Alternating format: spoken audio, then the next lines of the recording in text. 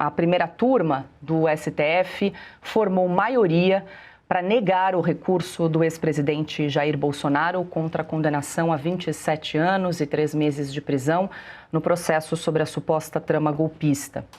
O relator, o ministro Alexandre de Moraes, foi o primeiro a votar e foi acompanhado por Flávio Dino e também Cristiano Zanin. Falta agora o voto da ministra Carmen Lúcia. O julgamento ocorre no plenário virtual, onde os ministros registram os votos sem debate presencial. A sessão segue até o dia 14 de novembro, com possibilidade de pedido de vista ou destaque, embora isso não seja esperado neste caso. Vale lembrar que o ministro Luiz Fux, que deixou a primeira turma, não participa do julgamento dos recursos de Bolsonaro e também dos demais acusados. Para o ministro Alexandre de Moraes, os argumentos apresentados pela defesa já foram superados durante o processo, desde o recebimento da denúncia até o julgamento final.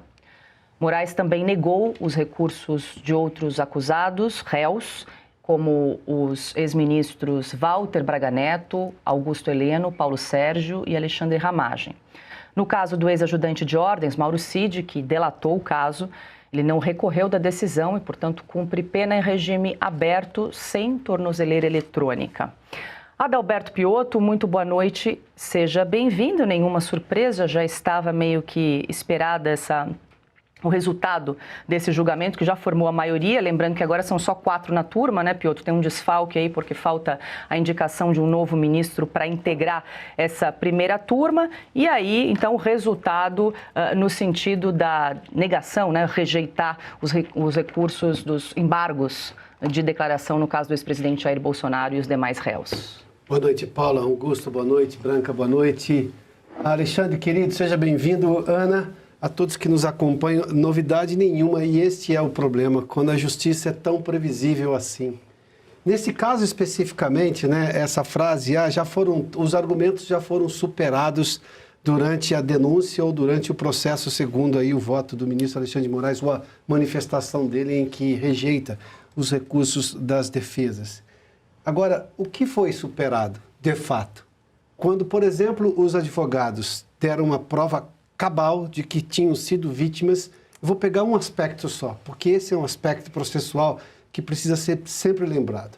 Porque eu não estou nem falando do mérito. O mérito as pessoas podem divergir. Agora, se você foi exposto a data dumping, ou seja, aquele monte de documentos que foi entregue apenas dias antes da apresentação da defesa, ou seja, seria impossível para os advogados de defesa conseguirem se debruçar sobre o material, embora fosse ali um material importante para apresentarem na defesa. Se eu tenho este aspecto, veja que eu não estou nem recorrendo ao mérito. Ah, mas foi golpe, não foi? Não, isso também é um absurdo. Mas eu vou pegar só esse dado.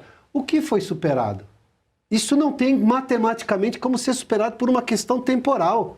Se eu dei poucos dias para os advogados analisarem um material que só de abrir ia levar um tempo danado e que a acusação teve acesso a isso por muito mais tempo, eu já arrebentei a paridade de armas, que é um argumento justo na justiça. Se eu tratar advogados com menos tempo, com menos condições para defender os seus clientes do que dei a acusação, no caso, primeiramente, a investigação da Polícia Federal e depois a denúncia feita, formalizada e, claro, a acusação da Procuradoria-Geral da República, eu já arrebentei a justiça do processo. Como foi superado? O que poderia ter sido superado? Isso não dá para ser superado porque é uma questão matemática e temporal. Não. Mas, enfim, foi superado, deixa para lá e vamos esquecer esse assunto. Não, ninguém vai esquecer esse assunto, não alguém com o mínimo de honestidade intelectual e que saiba fazer conta. Simples assim. Esse caso é um caso que a justiça brasileira vai se envergonhar por muito tempo. Este caso, quando a gente retomar um mínimo de normalidade institucional nesse país, este caso vai ser ensinado nas escolas de direito como não fazer um processo, como um processo não pode acontecer, como a justiça não pode se dar. Enfim, mas por enquanto vivemos nessa fantasia do Supremo Tribunal Federal que se acha acima de tudo e de todos. E isso, de novo, não é justiça. Juiz não está acima de tudo e de todos, porque ele tem que estar debaixo da lei. E a lei foi a primeira a ser atropelada nesse caso. Augusto Nunes, boa noite, seja bem-vindo. Boa noite, Branca, Paula, nossa chefe, Piotto, meu amigo, grande Alexandre Garcia, que bom ter você por aqui. Ana, minha parceira, boa noite a você que nos acompanha. Eu vou me limitar a dizer o seguinte, alguém aqui pode adivinhar como será o voto da Carmen Lúcia? Juiz cujo voto você pode antecipar não é juiz.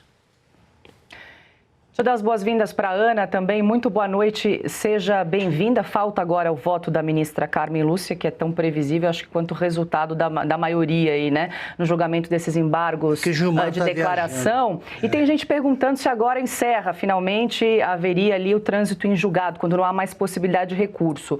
Alguns juristas entendem, Ana, que abre-se um prazo para novos recursos. Poderia ser uma segunda tentativa de embargos de declaração ou até a possibilidade de embargos infringentes, ainda que tenha ali o entendimento minoritário de jurisprudência, porque houve um voto divergente no caso do ministro Luiz Fux. Isso ainda não está muito claro, a gente vai ter que aguardar aí os próximos capítulos, né? Inclusive o voto da ministra Carmen Lúcia, que tem até o próximo dia 14 para depositar o seu voto. Boa noite. Boa noite. Paula Piotto, 2 mestres hoje, Alexandre Garcia, Augusto, um beijo para a nossa querida Branca. Boa noite à nossa audiência. Paula, a verdade é que dentro desse contexto que você trouxe, os embargos, os possíveis recursos, o que a gente segue no Brasil hoje quando o assunto é Constituição, quando o assunto é o devido processo legal? Ninguém sabe. Nós temos um livro, nós temos uma Constituição, nós temos um conjunto de leis que, apesar das falhas, de todas as páginas que precisam ser arrumadas, consertadas, nós temos. Nós temos uma Constituição, nós temos um conjunto de leis. E nada é respeitado. Então, quando entramos de novo na seara do agora cabe recursos, cabe os embargos, a gente não sabe o que vai acontecer. Porque o Supremo Tribunal Federal, não a instituição Supremo, mas esta composição do Supremo com esses ministros, eles decidiram que eles teriam a sua própria Constituição, os seus julgamentos, os seus ritos, os processos que eles, a maneira como eles gostariam de tocar cada processo. Então, nós estamos no escuro. Infelizmente, eu fico pensando nos professores constitucionalistas, nos professores de direito. Você ensina uma coisa e naquela semana acontece o oposto. Agora, para finalizar, Paula, uma coisa que você leu aqui para dar essa notícia, que só isso é difícil de explicar para qualquer pessoa que acredite em democracias, que viva em democracias saudáveis. O julgamento ocorre no plenário virtual, onde os ministros registram seus votos sem debate presencial. Só isso em si seria um absurdo. Nós estamos falando de um suposto golpe para derrubar a República, sair matando todo mundo, e o julgamento ocorre num plenário virtual, sem debate presencial.